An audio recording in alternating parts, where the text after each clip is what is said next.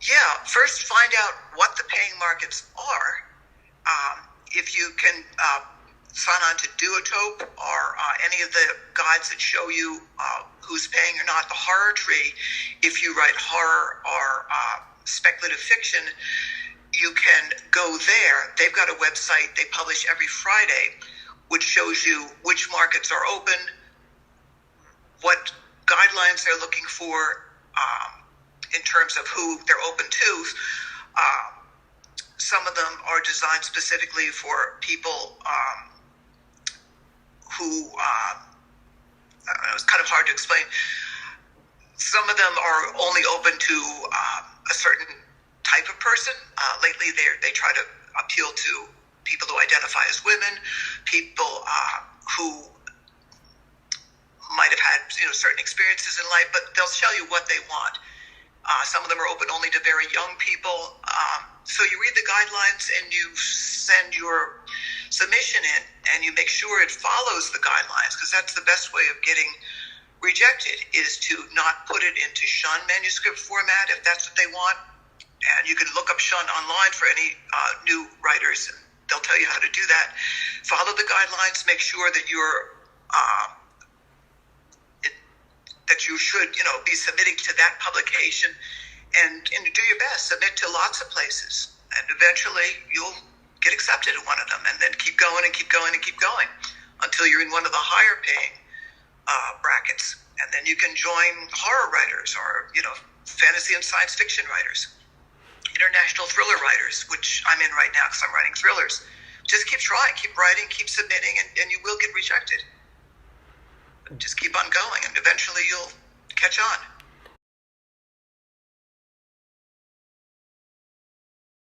Oh, absolutely. So, one, you're going to want to do your research. I mean, depending on what type of story you're writing, it's science fiction, fantasy, horror, literary fiction, romance, historical fiction, or humor. So every genre of fiction will often have their own specialized market. So you're going to want to do your research. And so many magazines are online now, so you can find this information pretty easily online.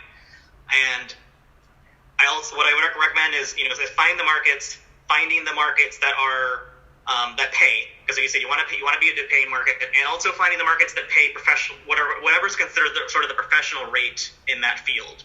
I know the instinct for sort of a beginning writer is to just look for sort of like the magazine that doesn't pay anything and is probably easier to get into because they don't get a lot of submissions. And I would suggest those are there, but why not? If you have a good story, start at the top. So absolutely, put your best foot forward. Submit to all the markets that you think are even maybe that you might not be, you quote unquote think you're not good enough for. You don't know that until you let an editor see that. And so you're gonna just submit. And any rejection you get is just let it brush off. Know that an editor will not always connect with your work. It's not about it's not necessarily about your story specifically. It's about that editor not being a good fit for you. So I would also suggest persistence. So don't let the rejections kind of hurt you. Always just immediately turn around. Have your list of markets also. I think it's a good idea. So when you have a story, figure out, I'm going to submit to these markets. And when I get rejected from one, just take it instead of the next one immediately. Don't be sad about one rejection, because you just never know when you're going to hit that one editor who likes your story. I mean, for instance, this story, I submitted to 2 markets I thought would really like it because they both liked humorous science fiction stories. Like that, when I think of humorous science fiction, I thought that those 2 markets would be great. And neither of them, they both rejected it. And then on a whim, I submitted it to Asimov Science Fiction, which is a pretty serious kind of magazine. Like I would never expect this to be in like a Asimov science fiction, but I was actually encouraged because I initially sent a funny science fiction story to that same market earlier, and I've gotten actually a positive response. And so I thought, okay, I don't normally think of this market as a funny science fiction market, but the editor did seem to like humorous science fiction, so I will try it. So definitely, I would just suggest just submit. Learn from rejections. Learn editors' tastes, and you're gonna find the right fit for your story. So don't give up. Like I've also submitted stories for years, for instance, and never found the right home until the right home was created for it. Right? You just never know.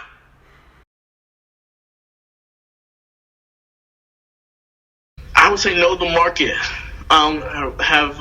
You read it. Have read that market several times. I'm sorry, read a lot of stories from that market, so you know if your story fits in. I would say submit widely. But always make sure if you're trying to publish a romance story, probably not a good idea to submit it to a science fiction journal. It's rather. Well, it depends on what they're writing. One of the advantages of science fiction is that it does have for short stories, it has a somewhat of a market still in these online magazines and stuff. It's not going to pay very much. I think the first thing you want is most writers, they want to see their story in print and they want to be published. And I don't think that the money's the first thing that drives it. What drives it is your ego, your wanting to be noticed, and it's like the same thing that drives somebody who wants to be an actor or a comic or something. They want somebody to acknowledge the work they've done and the talent they have. And so I think for a young writer to want to be published is the main thing rather than a paying market, because you're never going to make much of a living writing short stories unless somehow you get extremely lucky, which I never did. I've written a lot of short stories, and I have made probably half my living from short stories. But I was writing them when there was actually more of a paying market than there is these days. And even so, I had to write lots of other stuff. I wrote nonfiction. I wrote books about stock car racing. I wrote books about children's books, different things. So I don't think the money's the thing.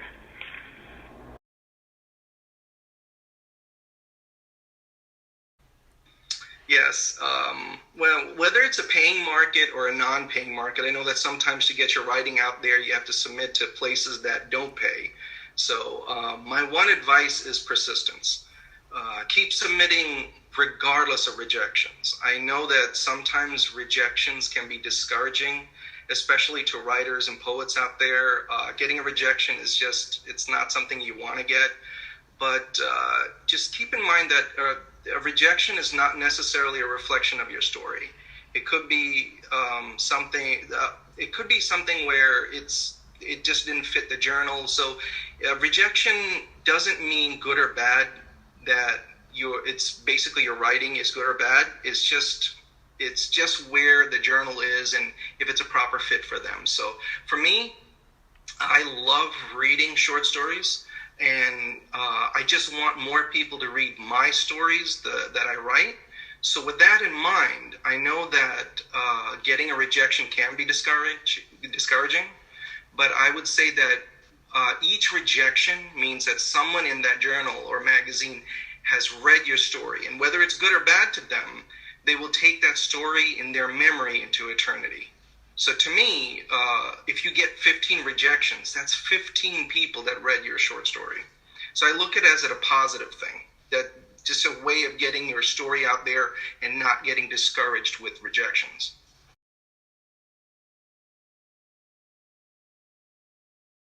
I think if I could go back to myself in my earlier pre-published days, I would say the key thing is just making sure that your writing is good. I think the secret to being a good writer is realizing that you're not one,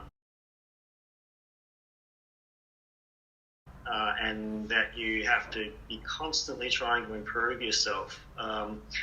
It's an incredible, particularly paying markets. It's an incredibly competitive arena that you're playing in. With particularly pro-paying markets, Sometimes for any given issue, you're up against hundreds of people, literally. And so even if you're a fairly good writer, it's probably not going to be enough. You really need to make sure that your story is the best it can be, drafting and redrafting. Beyond that, I think the other thing is making sure that your story suits the market that you're sending it to. What I've found over the years is most of the time when I've had a story accepted at that sort of market, it really suited the readership. It's really suited this, the submission guidelines, the kind of stories that market publishes. If your story and what they want locked together like pieces of Lego, then you're definitely going to improve your chances of acceptance.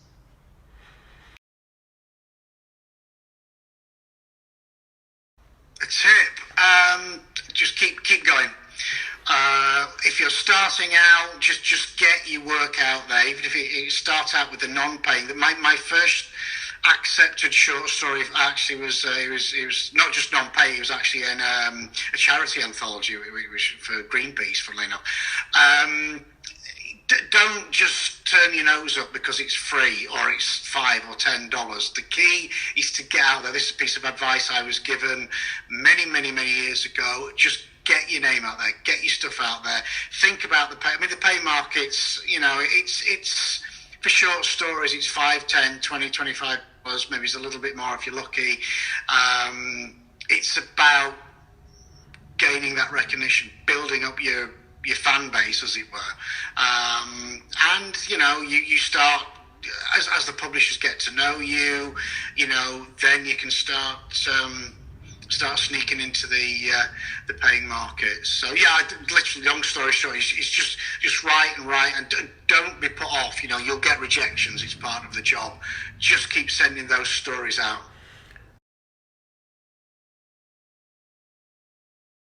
Just to read, I think. Someone told me, it might have even been you, to try the short story diet a long time ago, where you spend a month reading short stories and reading a lot of the pro-paying markets because they all have their own feel. And I think that is good advice and it works. And I would also repeat the advice of Gene Wolfe that he once said. He advised taking a short story that you love, studying it intently, reading it a lot, and then putting it away and trying to rewrite it. And as an exercise, that will really help. That can really help to pin down, what stands out, what do you remember, what are you struggling with, what did the author do right. And it's a surprisingly useful little exercise. It helps me as well.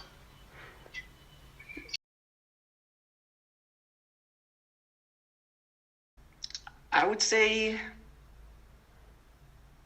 that is a very good question. I would say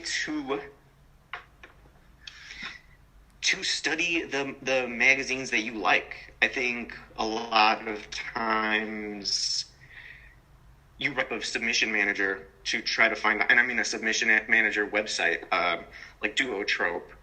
I think there's Dark Markets too. I'm not sure if I'm getting that name wrong, but I would say to actually find short story places that you actually like and read the work.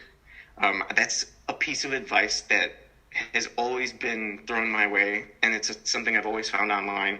It feels very, very cliche in the short story writing world, but it works. Like, you can't just blindly submit to some place without knowing that the work that they are interested in. So I would say research the places that you want to submit to, find short story places that you like, and work to submit to those places.